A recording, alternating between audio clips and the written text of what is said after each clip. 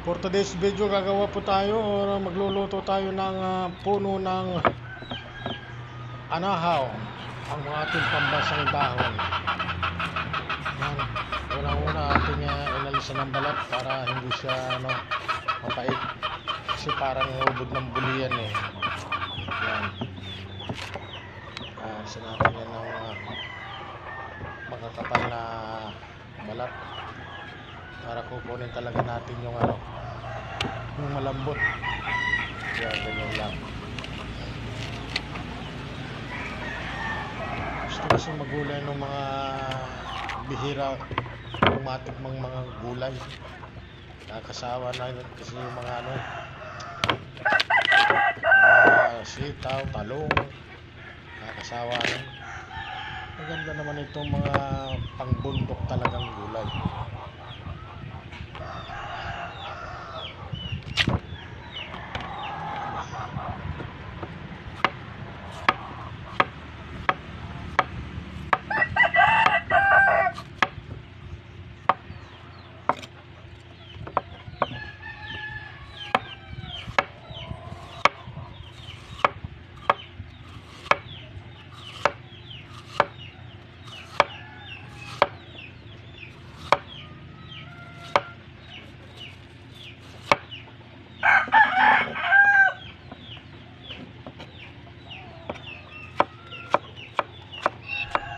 Tapos ayan, ginayat-gayat na natin ng pino para madaling palambutin at maalis yung yung pait.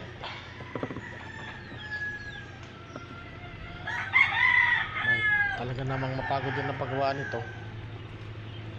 Ang daming kilos.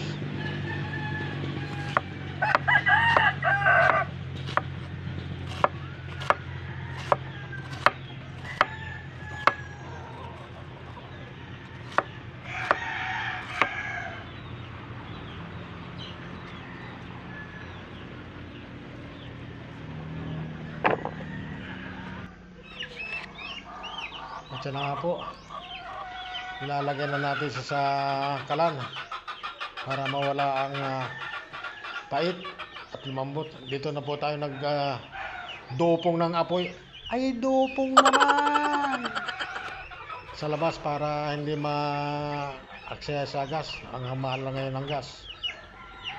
Ayan, at natambuok na po. Ay, natambuok naman. Maya pa ilalagay na natin yan dyan para lumambot at maalis ang pait.